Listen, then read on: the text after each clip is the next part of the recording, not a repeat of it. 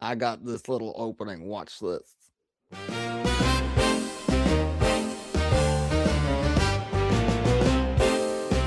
Oh, hey.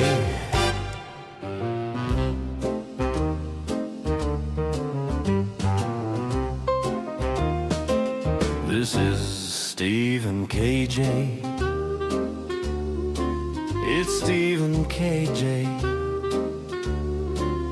Ooh, baby, what did you say? It's Steve and KJ.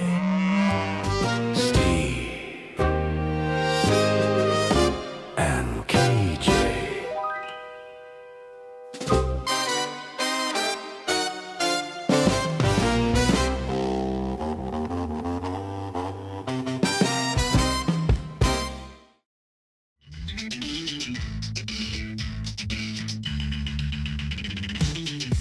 Hi everybody, it's KJ, and welcome to Good Times with KJ and Steve.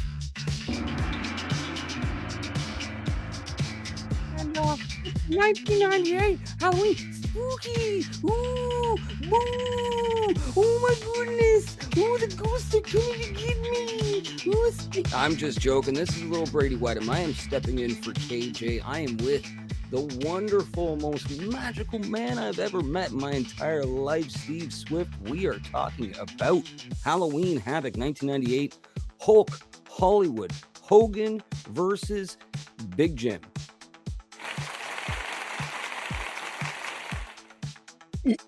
You put applause in there, but there was no applause from any of the crowd during this match at all. It is one of the worst matches I have ever seen, Uncle Brady.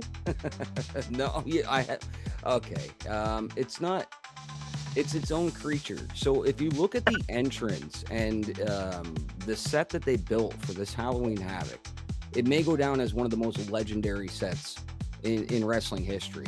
It's that overspending, crazy budget that only Ted Turner could provide to somebody like Eric Bischoff to just blow it on the most ridiculous shit and not spend any time worrying about the actual product itself. So we have a painted turd, a multi-painted turd, a oil-painted turd, if you want to call it that. The rest of the show, up and down, 50-50 on our way to the main event.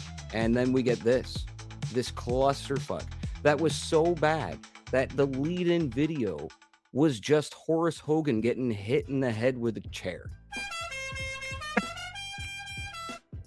Thank you, sound guy.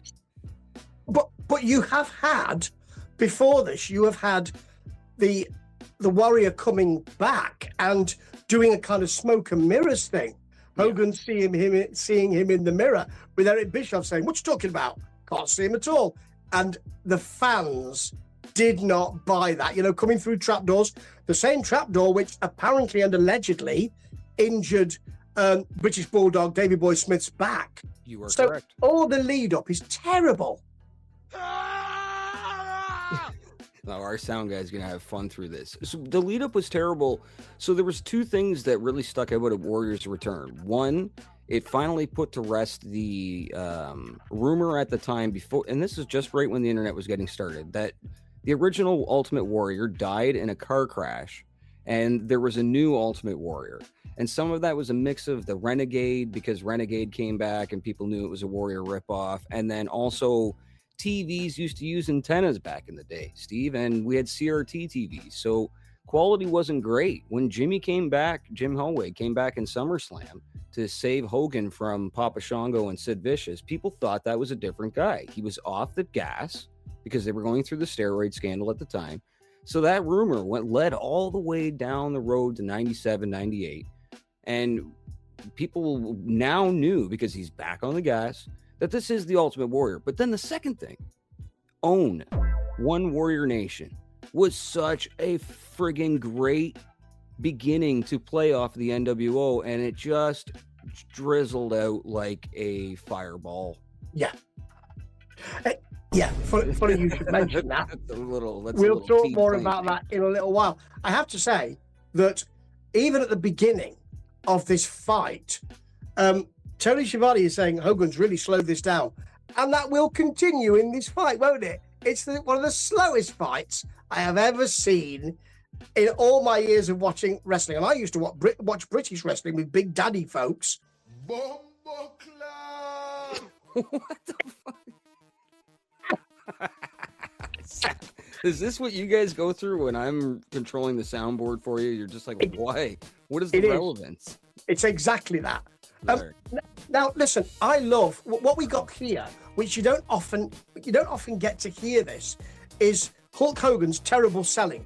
So, an arm work, a wrist lock, and then a wrist lock reversed. Oh God, no! Oh God, no! It's only a wrist lock, you idiot! What are you doing? He's selling to the Disney crowd. He thought he was still at MGM Studios. Yeah, Hogan had an overselling like no other. He's trying to do his best Ric Flair, but comes across as his best Brutus Beefcake. He does oversell. It's not in the right places. At this point, Hogan's just phoning it in.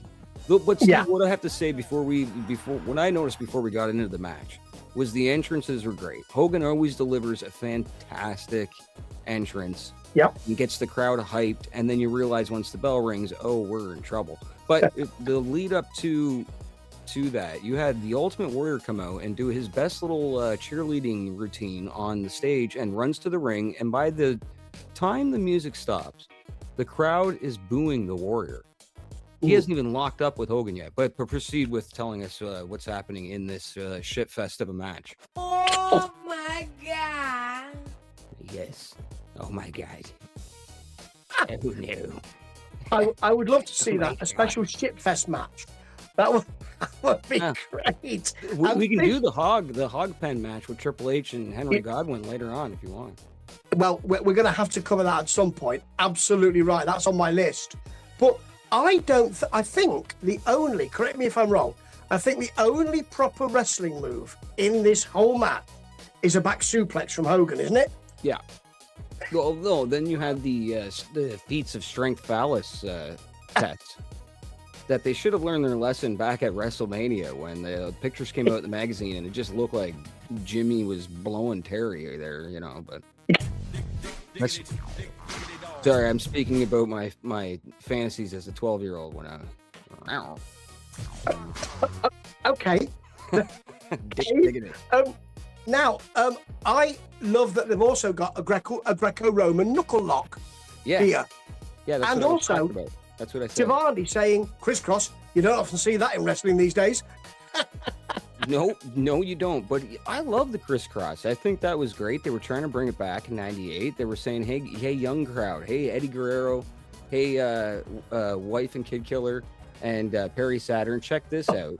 I'm going to show you how to do technical wrestling with a little bit of pizzazz. And they started running the ropes and tripping over themselves because the stilts in their boots to still call them 6'8" and 6'4" were a little loose there. Yes. Yeah. You've also got lots of misses here, haven't you? So, a splash miss, all of that. And a ref bump, Nick Patrick taking the bump, early on, and then the NWO becoming involved. Is this the period, Uncle Brady, where we've got NWO black and white and black and red, the Wolfpack? Is that it? We're starting to get to the beginning of the Wolfpack building, but that's not what this was. This was an internal struggle between the black and white. This had nothing to do with black and red.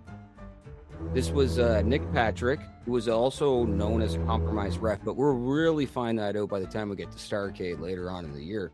But Nick Patrick was like kind of a black and white ref.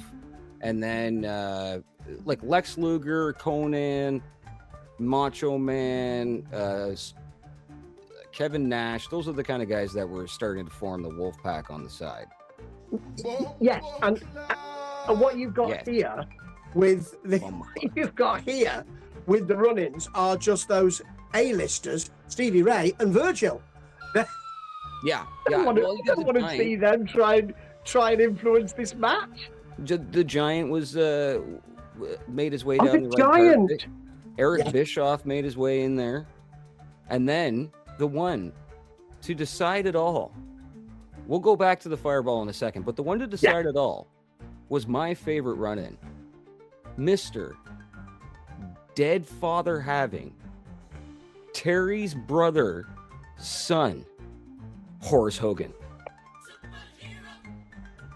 Yeah, he turned. Superhero of all superheroes. Yes, and they Man. focused on the on the noggin. mark on his head, Yes. because he'd been smacked, and what Heenan and Tenay and Shivani were saying is, why has he done that? Not really explained, folks. It's terrible that he would turn and support Hogan. I guess blood's thicker than water. If you have to explain it, we don't get it. His head is in the shape of a Thanksgiving American gourd. You know what a gourd is? An American gourd? You've never a squash. It's a form of squash. Oh, I know. Yeah. Not the game, the food, the buttery maple syrup, brown sugar eaten squash. Yeah. He has an Easter Island head. Oh, Easter. That's a good one too. Easter Island. Yeah. What else is his head shaped? It's shaped like a testicle with cancer. Well, I mean, that's a very interesting take. Thank you very much, Dr. Brady. Yeah. Well, I'm looking down, and it looks like it's about the same. Okay. So what else did you?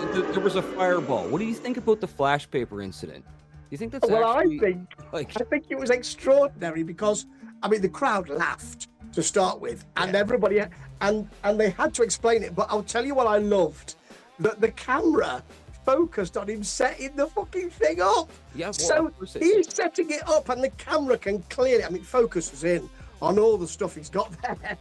Well, this camera crew is used to filming Turner Classic movies, not life movies for the Lifetime channel, things like that. News on the go. They're not used to being called once a month to come out and shoot this pay-per-view with these cameras. They're using cameras that are state-of-the-art news cameras. That's why people always ask, they're like, why does WCW look so much different? One is the ring size is different. And the other end of it is because the cameras they're using were the quality of the cameras that the WWE or WWF at the time got by the mid-2000s. You know, like it wasn't until like 2000, 2001 when they actually had cameras that could compete. The quality was always better in WCW, but the problem is not only did the staff wasn't run by Bucky Beaver over at WWF, who had everyone shooting it like a movie. This was just shot like hard cam, hard placement of everything. You could see guys blading every night. Like it was just you catch people talking as loud as John Cena did his whole career. It was just really bad. But I don't think the fireball was the worst part about this match. I think it was actually kind of funny how it blew up in Hogan's face. Yes. And it just added to the fact that yes, he needed the end. If we're talking storyline, we'll go back into kayfabe. It showed you the fact that he's incompetent and he can't get through this without even like his nephew saving his ass. So I get what they were going with the story in the back when they were putting it on paper, but having these two fucking jabronis, I agree with our producer giving me the red light. These two jabronis should have not been in the main event. This should have been something to open up the show with. Yes. That's what I think anyway. Thank you, KJ. I got your back, brother. Next week we're gonna have a better wrestling match, I hope, and I will choose it, everybody, so you can be clear that next time we're gonna have good times, which remember are now. Well, wait a second. Before we go, I want to drop a couple N-bombs because I haven't done that yet.